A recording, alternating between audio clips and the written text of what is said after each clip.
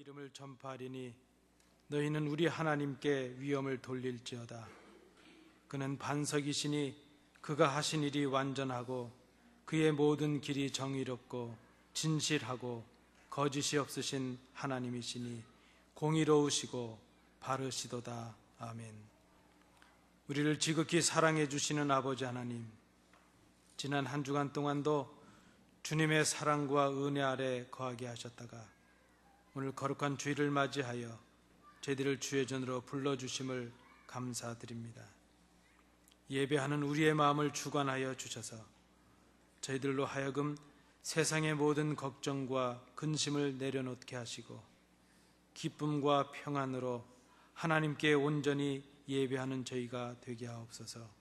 예수님 이름으로 기원하옵나이다. 우리를 죄에서 구원해 주신 아버지 하나님, 그 은혜로 거듭난 저희들이지만 저희들의 삶의 모습은 거듭난 사람답지 못했음을 고백합니다.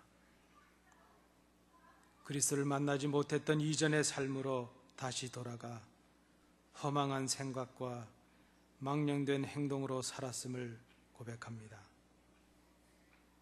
영적이지 못했고 우리 자신을 방탕의 도구가 되게 하였으며 온갖 추악하고 더러운 일을 행했음을 고백합니다.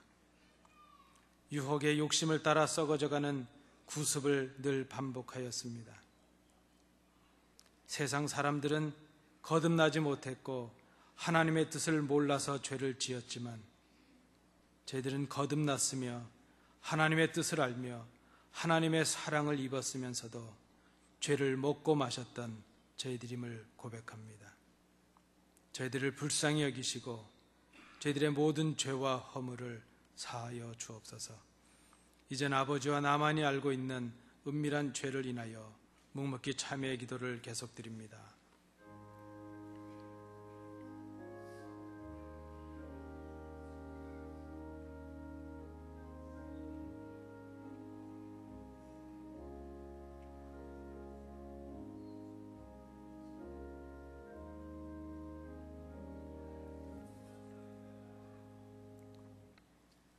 불법이 사함을 받고 죄가 가리워짐을 받는 사람들은 복이 있고 주께서 그 죄를 인정하지 아니하실 사람은 복이 있도다 함과 같으니라. 아멘. 사도신경으로 우리의 신앙을 하나님께 고백하겠습니다.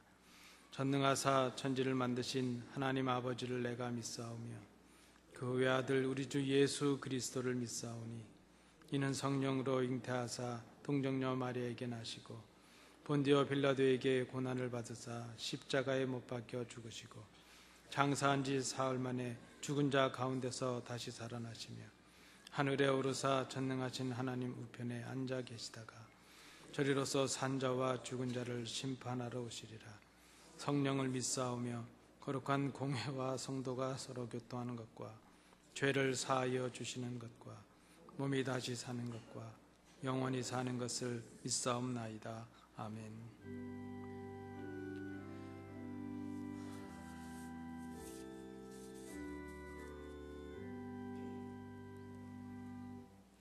자리에 앉으셔서 성시교독은 10번 시편 16편 부분을 함께 교독하시겠습니다. 하나님이여 나를 지켜주소서. 내가 주께 피하나이다.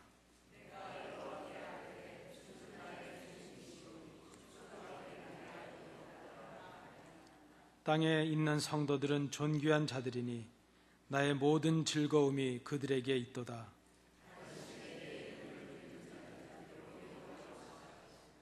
나는 그들이 드리는 피의 전제를 드리지 아니하며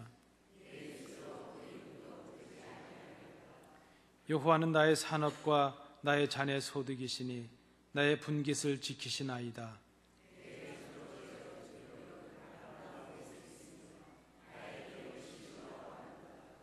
나를 훈계하신 여호와를 송축할지라. 내가 여호와를 항상 내 앞에 모시며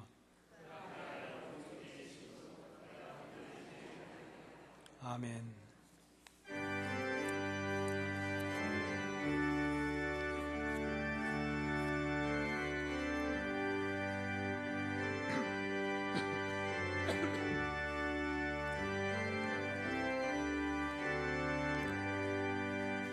지난 이래 동안에 예수 인도했으니 주의 전에 모여서 감사 찬송합니다.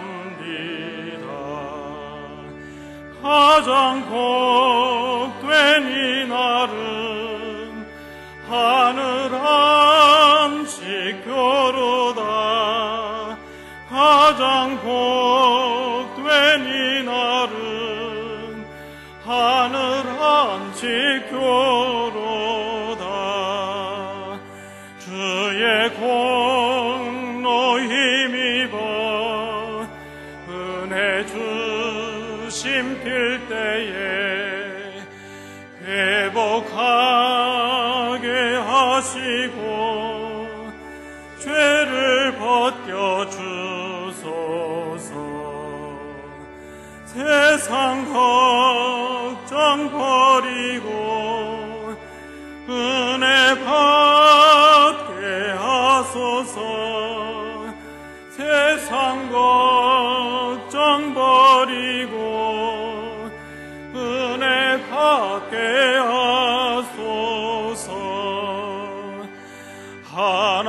하나님의 이름을 찬송하러 왔으니 모임 중에 계시고 영광 나타내소서. 기쁜 하늘 잔치에 참여하게 하소서. 기쁜 하늘 잔치에 참여하게 하소서. 주의 기쁜 복음을 모두 듣게 하시고 주의 은혜 베풀어 위로하여 주소서. 주님 오실 때까지 이 날 지키리로다. 주님 오실 때까지 이 날 지키리로다.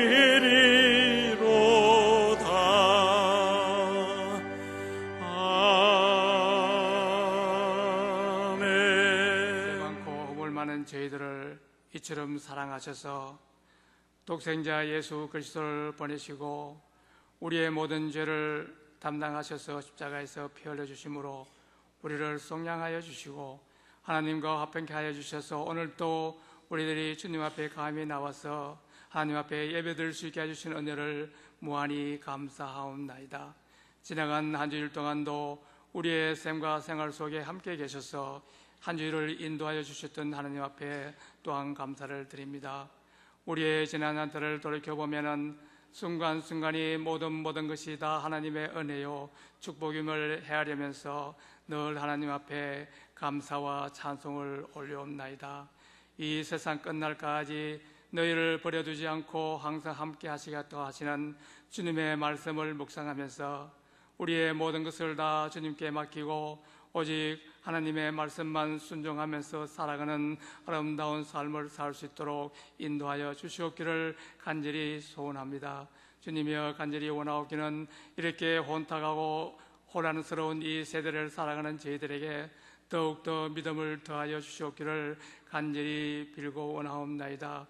이 세대를 따라가면서 본받지 않게 하시고 오직 하나님의 뜻이 무엇인지 분별할 수 있는 지혜를 저희들에게 허락하여 주시며 오직 하나님만 기쁘시게 하는 삶을 살 수 있도록 저희들을 인도하여 주시옵기를 간절히 소원합니다.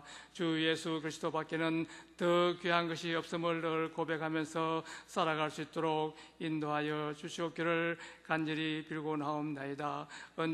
주님께서 우리 안에 계시며 우리가 주님 안에 있는 이 아름다운 하나됨의 신비로운 삶을 살게 하시고 언제나 성도로서의 삶을 잘 영위할 수 있도록 우리를 구원하시며 지켜주시옵기를 간절히 빌고나옵나이다.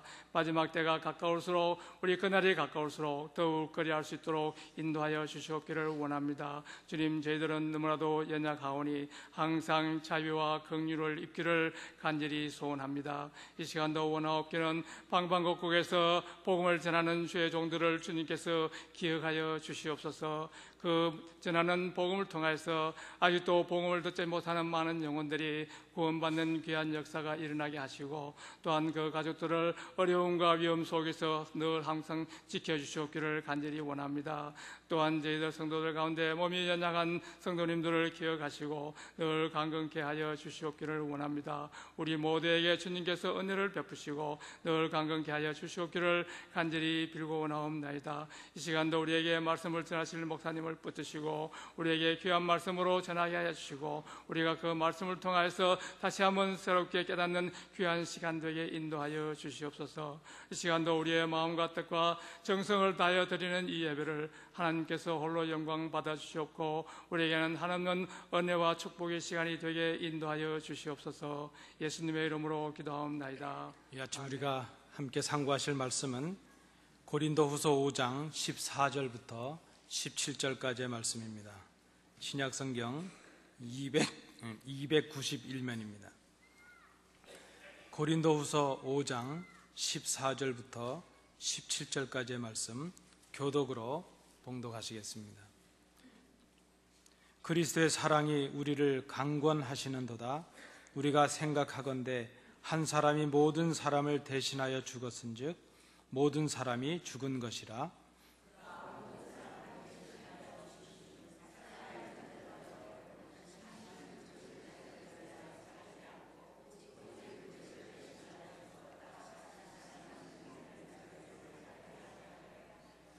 그러므로 우리가 이제부터는 어떤 사람도 육신을 따라 알지 아니하노라. 비록 우리가 그리스도도 육신을 따라 알았으나 이제부터는 그같이 알지 아니하노라.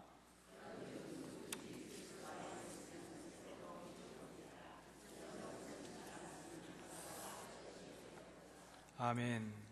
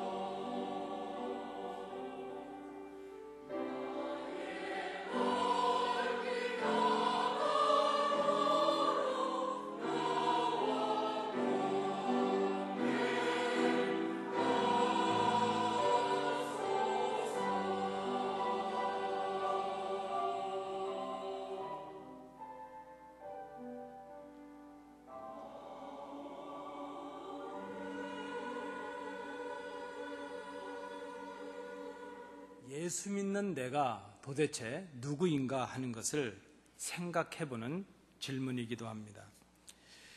그리스도인으로서 내가 누구인가 하는 것을 바로 알아야 그리스도인다운 바른 삶을 살아갈 수 있기 때문입니다.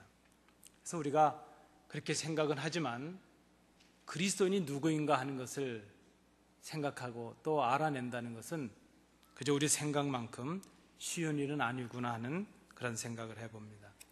다행스럽게도 오늘 함께 읽으셨던 본문 17절에서는 사도 바울이 그리스도인이 누구인가 하는 것을 몇 가지로 요약을 하고 정리를 해 주었습니다. 17절을 보시겠습니다. 그리스도인이 누구입니까? 그리스도인은 그리스도 안에 있는 사람이라 말할 수 있습니다. 그리스도인은 새로운 피조물이 된 사람들입니다. 그리스도인은 이전 것이 아니라 새 것이 된 사람들. 그리스도인이라고 하는 것은 그리스도인이 되기 이전에 우리의 모습을 짐작하게 해주는 말이기도 합니다. 우리가 이 17절의 말씀을 통해서 그리스도인이 된 사람들과 그리스도인이 되기 전에 우리의 모습이 어떠한가 하는 것을 생각해 볼 수 있습니다. 이전에 우리는 그리스도 밖에 있었던 사람들이었습니다. 이전에 우리는 옛 피조물들이었습니다. 이전에 우리는 이전 것들이었고 새 것이 되지 못한 사람들이었다. 이렇게 17절을 통해서 생각해 볼 수 있을 것입니다. 오늘 본문을 통해서 그리스도인이 되기 이전의 사람의 모습과 그리스도인이 된 이후의 우리의 모습을 그저 요약해서 표현을 한다면 이렇게 말할 수 있겠습니다. 그리스도인이 되기 이전의 모습은 육신을 따라 하는 말로 요약이 될 수 있습니다. 반면에 그리스도인이 된 이후의 우리의 모습을 한마디로 요약하고 보여주는 말은 새로운 피조물 이런 말입니다. 옛 것이냐 새 것이냐 하는 그 구분은 그저 어떤 존재가 되었느냐 그것뿐만이 아니라 그가 지금 하고 있는 생각과 중요하게 생각하는 가치와 그가 살아가는 삶의 방식과 삶의 목적이 새로워졌느냐 아니냐 하는 것에서 찾아져야 된다는 그런 말씀입니다. 그리스도인이라는 신분이나 존재보다도 그리스도인다운 그런 삶의 내용이 있을 때에 우리가 그런 사람을 그리스도인 이렇게 말할 수 있다는 것입니다. 좀 더 구체적으로 엄밀히 말씀을 드린다면 그리스도인은 그리스도인다운 삶의 열매가 있을 때 그들을 우리가 그리스도인 이렇게 말할 수 있다는 것입니다. 그래서 진정한 그리스도인인가 아닌가 하는 것은 그가 지금 육신을 따라 살아가고 있는가, 육신의 삶을 따라가는 이전의 옛것의 삶을 살아가고 있는가, 아니면 그리스도를 만난 이후의 삶인 새로운 피조물로서의 새로운 삶을 살아가고 있는가, 거기에 달려져 있다는 것입니다. 그래서 그리스도인이 된다는 것은 여러분 얼마나 교회를 오래 다녔느냐 그런 것으로 평가가 되는 것이 아닙니다. 그리스도인이냐 아니냐 하는 것은 그가 어떤 직분을 가지고 어떤 모양으로 교회를 섬겼느냐 그런 데서 판단되는 것이 아니라는 것입니다. 그리스도인인가 아닌가 하는 것을 판단하기 위해서는 지금이 중요하죠. 오늘 성경에서는 이제는 그랬습니다. 그리스도를 알기 이전에 그 과거의 삶이 아니라 그리스도를 알고 살아가고 있는 지금 내가 어떤 삶을 살아가고 있느냐 거기에 달려져 있다는 것입니다. 지금 내 삶이 육신을 따라 살아가는 삶인지 아니면 지금 내 삶이 그리스도의 새로운 피조물로서 그리스도의 말씀을 따라 살아가는 삶인지 그것으로 진정한 그리스도인의 여부가 판가름이 될 수 있다는 것입니다. 교회는 다니고 있고 예수 믿는 모양은 갖추고 있는데 아직도 우리가 우리의 삶 속에서 육신을 따라 살아가고 있는 그런 삶이라면 그는 그리스도인이라 이렇게 말할 수가 없다는 것입니다. 아마 그들은 어쩌면 마지막 그날에 나더러 주여 주여 하는 자마다 다 하나님의 나라에 이를 것이 아니라 하셨던 그 주님의 그 엄중한 경고의 말씀을 듣게 될 것이라 생각을 합니다. 같은 밭에 곡식도 있고 가라지도 있는데 마지막에 가면 알곡이 되는 곡식이 있고 버려져 태워지는 가라지가 있음을 우리가 생각해야 될 것입니다. 오늘 함께 보셨던 본문 16절의 말씀을 보시겠습니다. 16절에 보시면 육신을 따라 알다 하는 그런 단어가 있습니다. 16절 마지막 부분에 보시면 그리스도도 육신을 따라 알았으나, 또 그 위에도 보시면 한 사람도 육신을 따라 알지 아니하노라 하는 말이 있습니다. 이 육신을 따라 알다 하는 이 말의 의미는 그저 단어적으로 우리가 풀어본다면 육신의 경로를 통하여 깨닫다 하는 의미가 있습니다. 육체대로 알다, 육신의 잣대로 판단하다 하는 그런 의미입니다. 그런 의미를 가지고 16절을 다시 한번 읽어볼 필요가 있습니다. 비록 전에는 우리가 그리스도마저도 육신을 따라 판단하고 알았지만 이제 우리는 그 어떤 사람도 육신의 잣대로 판단하지 않게 되었다 하는 그런 의미가 있습니다. 여러분 16절을 다시 한번 보시겠습니까? 이 16절에서 발견되고 있는 것이 있습니다. 우리가 16절에서 찾아야 되는 것이 있는데 그것이 무엇인가 하면 그리스도인으로서 여겨질 수 있는, 그리스도인이라고 판단될 수 있는 가장 중요한 요소가 바로 그리스도를 어떻게 알고 있느냐, 그리스도를 어떻게 고백하고 있느냐, 거기에서 이제 판가름이 난다는 것입니다. 그리스도를 육체적으로 알고 있느냐, 아니면 그리스도를 새로운 피조물이 된 그 관계로 바라보고 있느냐, 그 차이가 있다는 것입니다. 전에 그리스도인이 아니었을 때에는 사람은 물론이고 그리스도마저도 육체로 판단하고 육체의 기준과 잣대로 생각을 했다는 것입니다. 그러나 이제 그리스도인이 된 이후에 그리스도는 물론이고 다른 사람을 바라볼 때도 육체대로 판단하지 않고 하나님 나라의 기준으로 새로운 피조물의 가치로 바라보게 되었다 하는 그런 의미를 담고 있는 말씀입니다.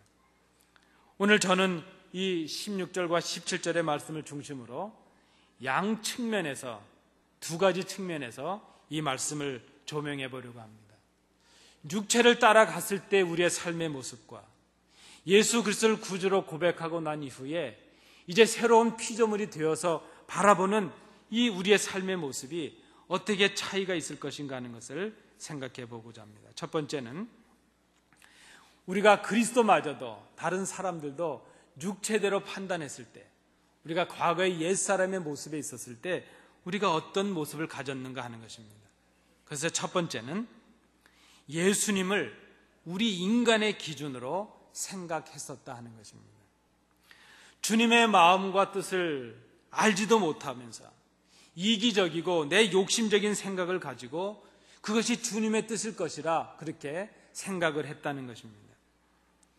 예루살렘 성에 들어가서 모든 원수들을 다 내쫓아버리고 예수님께서 왕이 되시면 우리는 예수님의 신하들이 되어서 통치하게 될 것이라 하는 그런 꿈을 꾸었던 제자들이었습니다. 그들의 생각에 따르면 이제 세상의 죄를 짊어지시고 십자가에 죽으시겠다는 그 예수님의 마음을 도저히 이해할 길이 없습니다. 한 알의 밀알이 되어서 땅에 떨어져 죽어야 많은 열매를 맺을 것이라 그렇게 말씀하시는 주님의 그 말씀을 그들의 생각으로는 도저히 이해할 수가 없습니다. 주님은 지금 하나님의 나라의 생각으로 말씀하고 계시고 제자들은 이 땅에 육신의 생각을 따라서 예수님을 바라보고 있기 때문입니다.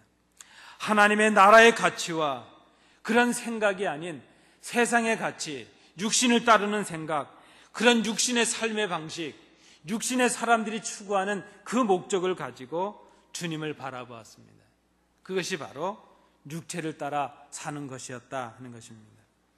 주님의 영광을 위한 것이 아니라 자신의 이기적인 욕심을 따라서 행하는 것, 그것이 바로 육체를 따라 살아가는 것입니다. 여러분, 우리가 이 교회 생활을 하면서도 우리 안에 얼마나 많은 육신적인 생각들이 우리를 붙잡고 있는지 모릅니다. 저는 늘 그 생각을 해봅니다. 여러분, 가령 예를 들면 부목사님으로 섬기던 분이 담임 목사님이 되면 진급하는 것입니까? 그래서 부목사는 낮은 계급이고 담임 목사는 높은 계급입니까? 아니, 제가 늘 궁금해서 여자분들께 한번 여쭤보는 겁니다. 여러분, 우리가 갖는 직분이 계급이겠습니까? 높아지는 것이겠습니까? 가령 예를 들자면 교회 직분을 맡는 것이 그저 세상 회사나 세상 모임에서처럼 진급을 하고 그동안에 수고했던 모든 것에 보상을 받는 그런 것이라고 생각한다면 그것은 육체를 따르는 것이라 하는 그것입니다. 교회 직분은 크고 작음이 없습니다. 높고 낮음이 없습니다. 교회 직분에 무엇인가 있다면 그것은 섬김의 책임과 봉사의 책임이 있을 뿐입니다. 그래서 교회 직분이라고 하는 것은 맡으면 맡을수록 더욱더 종이 되어 섬기는 모습이 있어야 될 것입니다. 우리 주님께서도 마태복음 20장 27절에서 이렇게 말씀하셨습니다. 너희 중에 누구든지 으뜸이 되고자 한다면 너희 가운데 종이 되어야 할 것이다. 하나님 나라의 생각이 아닌 세상의 생각으로, 성경의 가르침이 아닌 세상 사람들이 살아가는 그런 가치와 생각으로, 그런 마음으로 교회를 보고 직분을 바라보고 우리의 믿음을 생각한다면 그것은 육체를 따라가는 생각이라 하는 것입니다. 예수님을 따라가던 제자들이 크게 넘어지게 되었습니다. 그 이유가 어디 있었겠습니까? 제자들 자신들이 가진 세상의 기준과 그런 자신들의 잣대를 가지고 예수님을 재단하고 생각을 했습니다. 자신들이 권세와 명예에 욕심 있는 것처럼 예수님도 그러실 것이다, 그렇게 생각을 했다는 것입니다. 제자들은 인간적이고 세상적인 기대와 꿈을 가지고 예수님도 그러실 것이라 그렇게 생각을 했습니다. 그래서 제자들의 마음속에는 점점 더 많이 갖는 것이 복이고 점점 더 높아지는 것이 하나님의 뜻이고 점점 더 많은 것을 누리는 것이 하나님의 뜻일 것이라고 생각을 했습니다.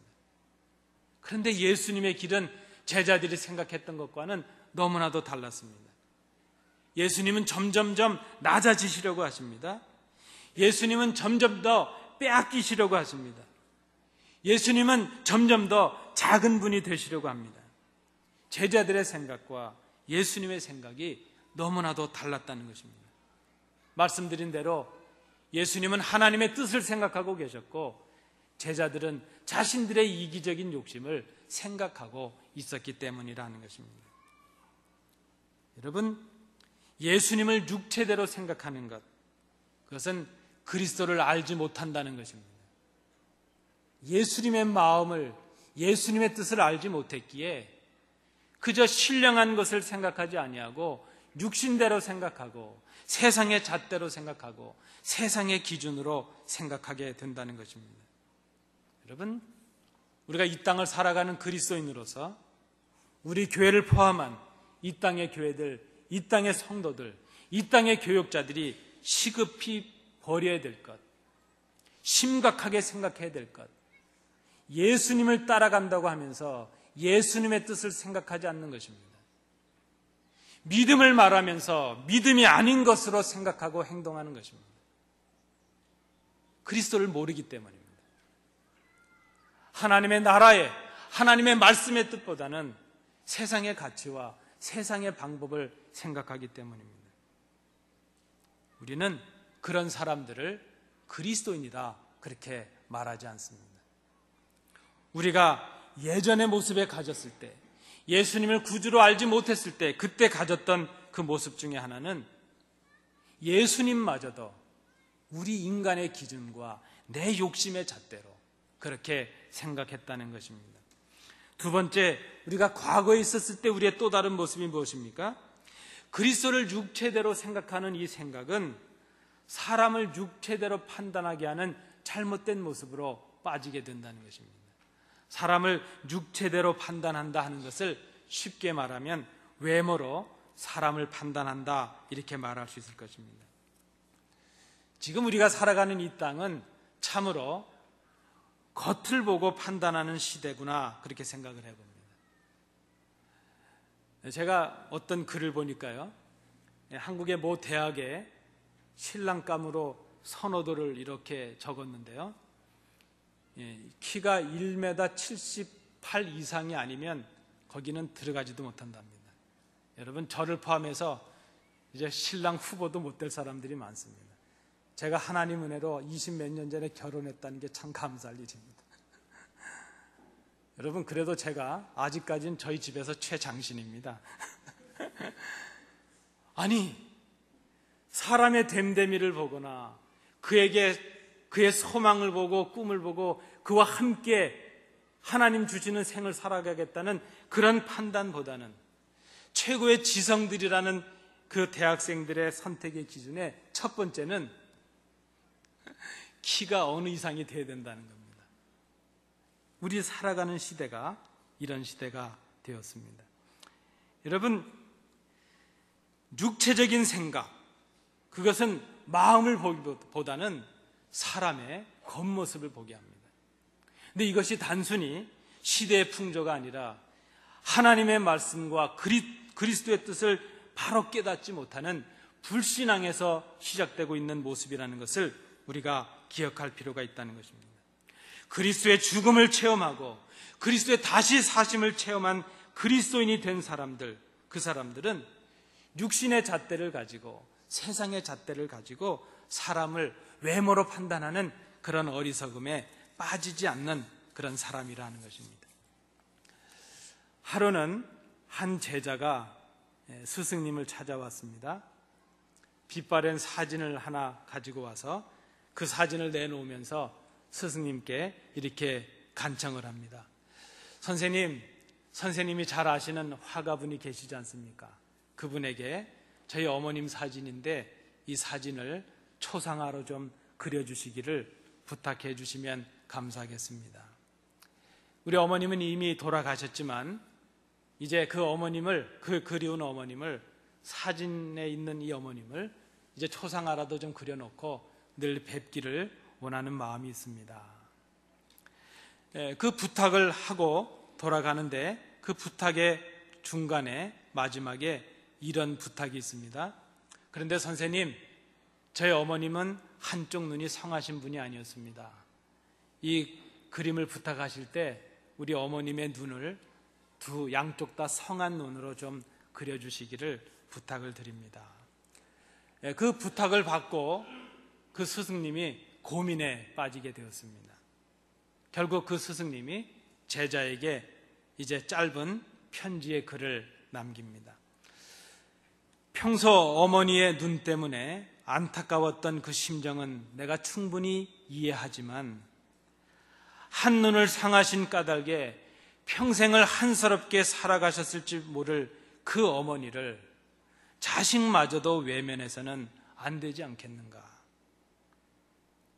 자네에게 한눈 없는 어머니는 계셨지만 두 눈을 가지신, 두 눈이 성하셨던 어머니는 없지 않았는가.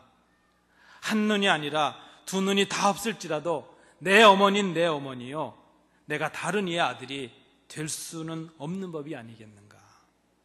여러분 잘 아시는 대로 이 글은 한눈 없는 어머니라는 글이죠. 노산 이은상 선생님이 쓰신 글입니다. 물론 이 글은 우리의 조국을 바라보면서 그런 그 의미를 가지고 쓴 글이기도 하지만은 그저 제 기억이 아마 중학생 때인가 이것이 교과서에 실렸던 것으로 저는 기억을 하고 있습니다.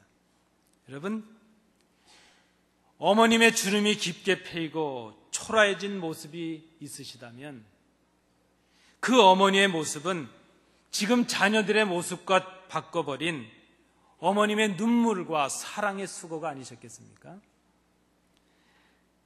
요즘처럼 외모로 치장하는 시대가 또 있겠는가 하는 그런 생각을 해봅니다. 저희 가족 중에, 친척 중에 잠시 모델을 했던 우리 식구가 한 분 있습니다. 뭐 키도 훤칠하고 예쁘장하게 생겼죠. 모델을 좀 하다가 모델 일을 그만두었습니다. 지금 이제 두 아이의 어머니가 됐죠. 근데 그 모델을 관두게 된 이유가 무엇인가 하면 얼마 지나지 않아서 그 소속사에서 요구를 하는 것입니다. 무엇을 요구하는가 하면 뭐 충분히 예쁘고 뭐 이렇게 몸매도 좋고 그렇지만 요즘 원하는 트렌드의 얼굴이 아니라는 겁니다. 그래서 이렇게 저렇게 성형을 하자. 뭐 눈도 어떻게 고쳐야 되고 입도 고쳐야 되고 코도 고쳐야 되고 다 고쳐야 된다는 겁니다. 그래서 아예 모델 일을 그만두게 되었습니다. 여러분, 치료와 건강의 이유가 아닌 그런 이유와 목적으로 온갖 시술과 수술을 통해서라도 외모를 치장합니다. 저는 여성분들만 좀 이렇게 미용을 위해서 성형을 하시고 그런 줄 알았습니다. 요즘은요, 남자들도 성형을 합니다. 왜 남자들이 성형을 하냐 그랬더니 취업을 하기 위해서 성형을 해야 된답니다. 그 호감이 가는 얼굴로 바꿔야 되기 때문에. 그리고 장가를 가기 위해서도 성형을 해야 된답니다. 다시 한번 저는 감사를 드립니다. 여러분, 시대가 이렇게 되었습니다. 왜 그렇겠습니까? 이 세상이 외모를 판단의 기준으로 삼는 그런 세상이 되어버리고 말았기 때문이라는 것입니다. 저는 제 어릴 때 생각을 한번 해봅니다. 제가 살았던 동네나 그 어릴 때 모습을 한번 떠올려 보면 그저 제가 어릴 때 살았던 그때는 그래도 돈과 명예와 권력이 분리되었던 때가 있었구나 하는 그런 생각을 해봅니다. 무슨 말씀인가 하면 가난했지만 존경받는 분들이 동네에 있었습니다. 그때 우리의 선배 목사님들은 가난했고 가진 것이 없었고 화려하진 않았지만 그래도 나이 어린 목사님이 지나갈 때 동네 어른들도 예의를 갖추는 그런 모습을 저는 바라볼 수 있었습니다. 그러나 지금은 어떻습니까?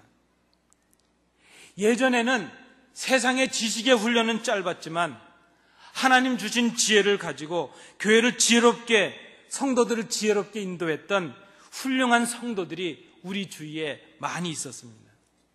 그러나 지금 우리가 살아가는 지금은 불행하게도 많은 지식과 많은 재물을 소유한 사람들, 많이 가진 사람, 세상의 권력을 가진 사람들, 그런 사람들에게 모든 것이 집중되고 있는 것을 봅니다. 돈을 가진 사람이 명예도 가진 사람이 되고 권력도 가진 사람이 되는 그런 시대가 되고 말았습니다. 외모를 보기 때문입니다. 문제는 이러한 세상의 잘못된 생각들이 교회 안에도 밀려 들어오게 되었다는 것입니다.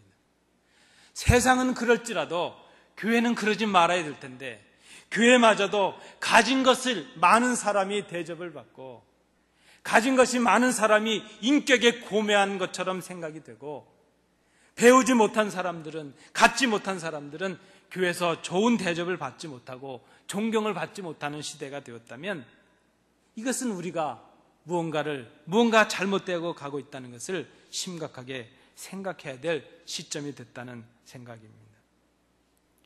신앙과 됨됨이가 아닌 가진 것과 그의 배경으로 평가되는 그런 교회가 되고 말았습니다.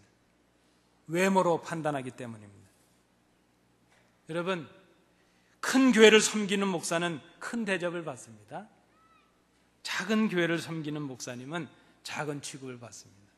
여러분, 제가 한번 여쭤보겠습니다. 시골에서 20명, 30명 가난한 성도들을 섬기는 목사는 목회에 실패한 목사이겠습니까? 수천 명, 수만 명의 성도들 앞에서 설교를 하고 목회를 하는 목사님은 다 성공한 목사님이겠습니까? 세상은 그렇게 볼지라도 교회는 그렇게 보지 말아야 된다는 것입니다. 저는 러시아의 경험도 있고 중국에 다녀본 적도 있습니다. 아마 제 스스로가 자고하거나 교만하지 않으려고 노력을 합니다. 그러나 중국에 갔을 때 신학의 훈련도 받지 못했지만 그 선교제 현장에서 목숨을 걸고 하나님의 말씀을 투박하게 전했던 그 전도자들, 말씀 교사들이 실패한 교역자요, 대접을 받지 못하는 실패한 그런 성도들이요, 실패한 교역자라고 누가 말할 수 있겠습니까?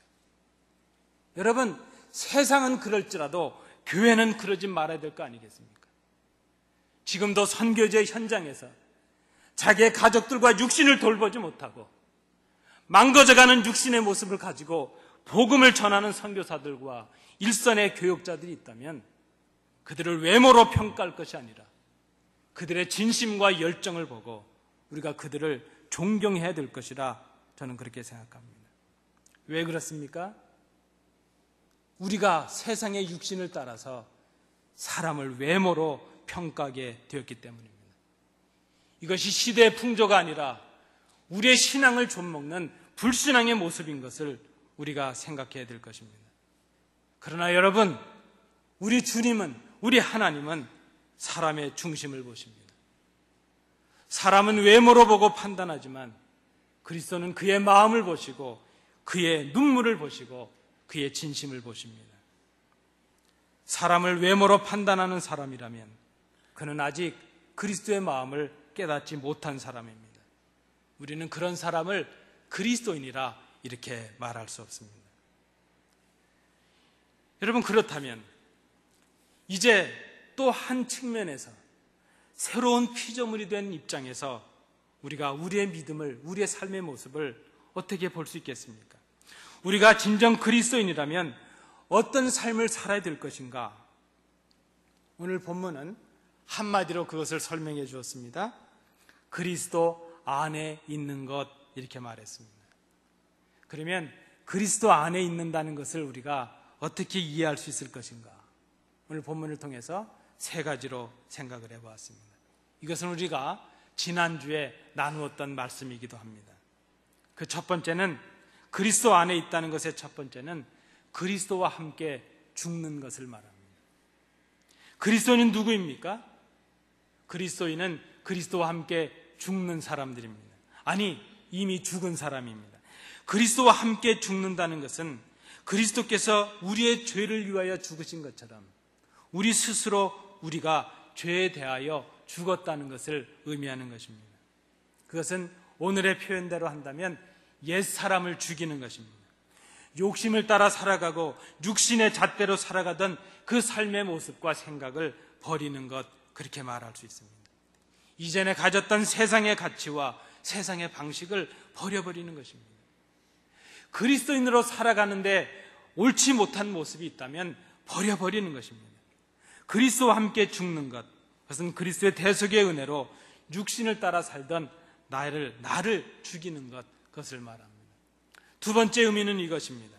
그리스도 안에 있는다는 것은 그리스도와 함께 사는 것이라 말할 수 있습니다. 그리스도와 함께 죽었다는 것은 그리스도와 함께 다시 사는 사람이 되었다는 것을 의미합니다. 왜 그런가 하면 그리스도와 함께 죽는 이유는 그리스도와 함께 다시 살기 위함이기 때문입니다. 옛사람이 죽고 새 사람으로 사는 것입니다. 죄의 종에서 하나님의 자녀가 되는 것입니다. 그것은 전과는 전혀 다른 새로운 피조물이 되는 것입니다. 새로운 피조물이 되었다는 것은 새로운 삶을 살아가는 그런 새로운 존재가 되었다는 것을 의미합니다. 여러분, 그리스도인이 누구입니까? 새로운 삶을 살아가는 사람입니다. 내가 예수를 그리스도로 고백하고 그 이전의 삶과 이후의 삶에 어떤 변화가 있는가 하는 것을 우리가 생각해야 될 것입니다.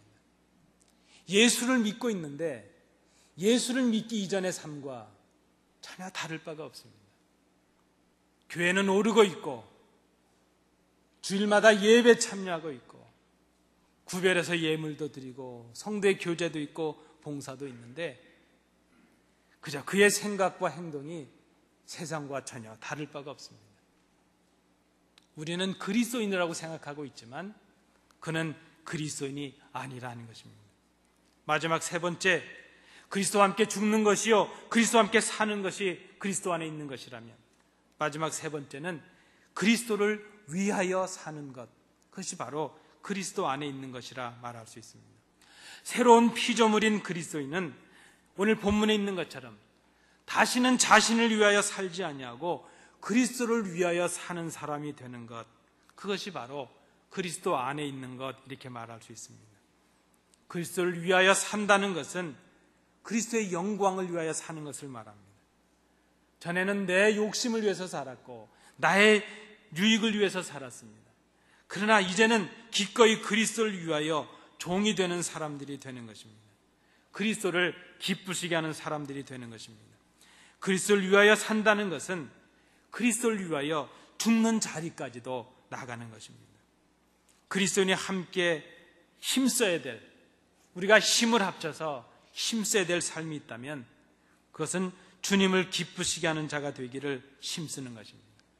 주님이 기뻐하시는 일은 복음의 증인의 삶을 살아가는 것이요, 몸된 교회를 온전히 세우는 것이라 말할 수 있습니다. 여러분, 오늘 이 말씀을 기억해 주십시오. 우리가 예수님을 믿고 그리스도인이 되었다면 우리는 그리스도와 함께 죽은 사람들이 되어야 될 것입니다. 그리스도와 함께 다시 사는 사람들이 되어야 될 것입니다. 그리고 이제는 우리의 남은 생을 그리스도를 위하여 복음과 온전한 교회됨을 위해서 살아가는 성도들이 되어야 될 것입니다.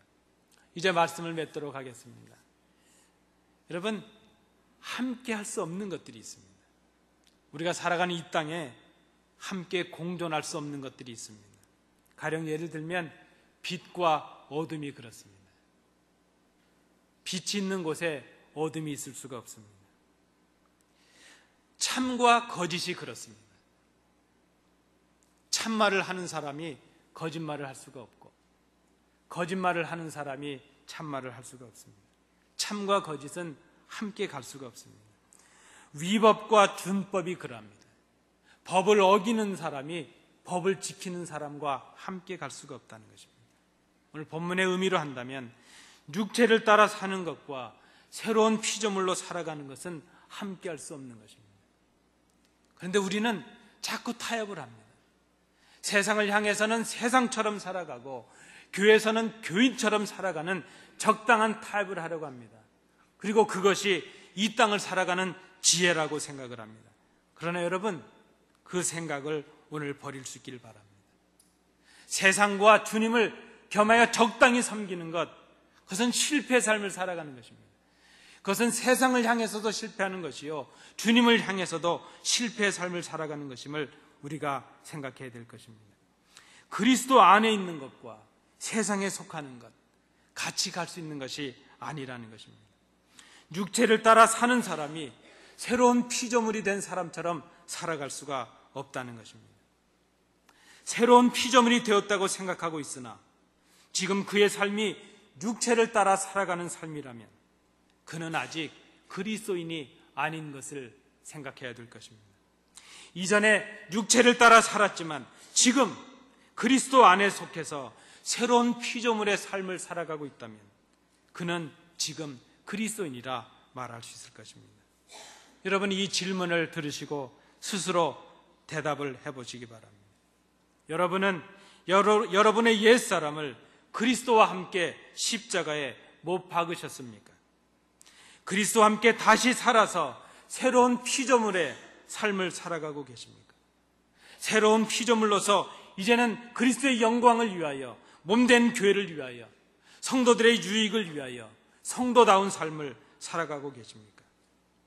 이런 삶이 있는 사람, 이런 사람들을 우리는 그리스도인 이렇게 부릅니다. 그리고 성도라 그렇게 부릅니다. 전에 우리는 우리의 육체대로 살았던 사람입니다. 그러나 이제는 우리는 고백할 수 있어야 될 것입니다.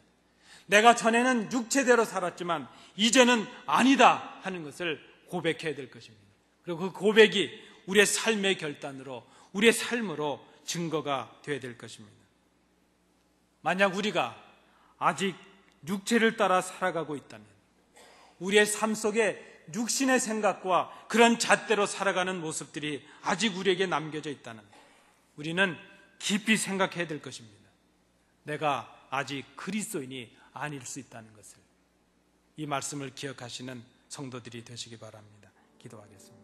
은혜가 풍성하신 아버지 하나님, 오늘 거룩한 성일을 기억해 주셔서 저희들을 주의 전에 오르게 하시며 이 시간 하나님의 말씀을 듣고 예배하며 우리의 모습을 돌이킬 수 있도록 인도해 주심을 감사드립니다.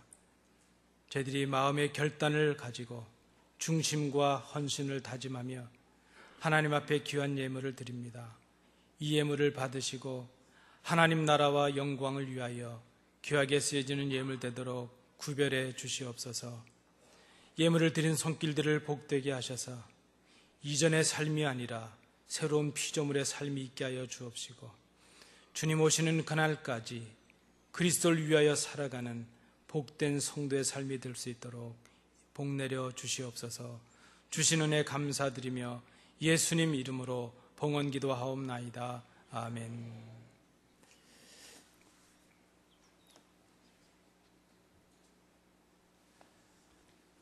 여러분 감사드립니다. 우리 예배하신 성도들 좌우로 한번 인사하시겠습니다. 이렇게 인사하시겠습니다. 그리스도에 속하여 살아가십시다. 이렇게 한번 인사하시겠습니다. 고맙습니다. 우리 교회 생활은 주보를 참조해 주시기 바랍니다. 오늘 우리 중삼 2층에 우리 아마 교회를 방문하셔서 함께 예배하신 우리 성도님들이 계셨는데요. 식사 꼭 같이 하시고 가십시오. 우리 박수로 한번 환영하시겠습니다. 감사합니다. 고맙습니다.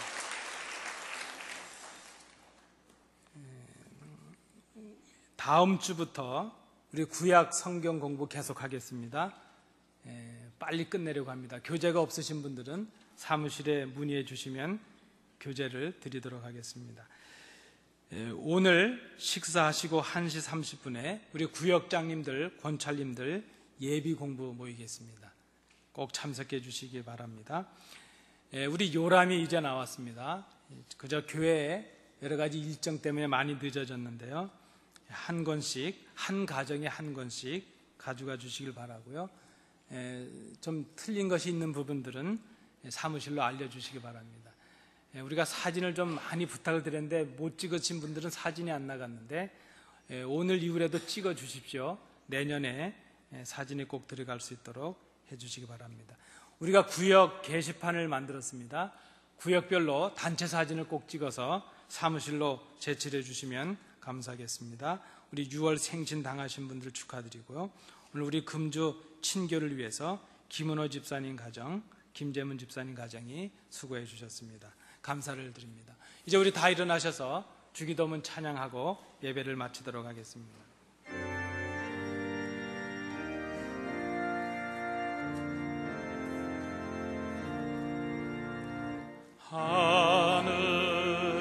하늘에 계신 아버지 이름 거룩하사 주님 나라 임하시고 뜻이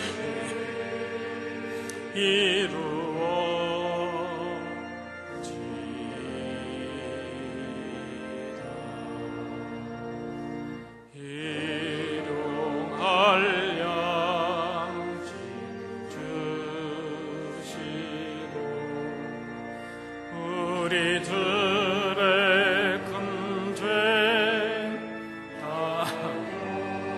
사하옵시고 또 시험에 들게 마시고 악에서 구원하소서. 주의 나라 주의 권세 주의 영광 영원히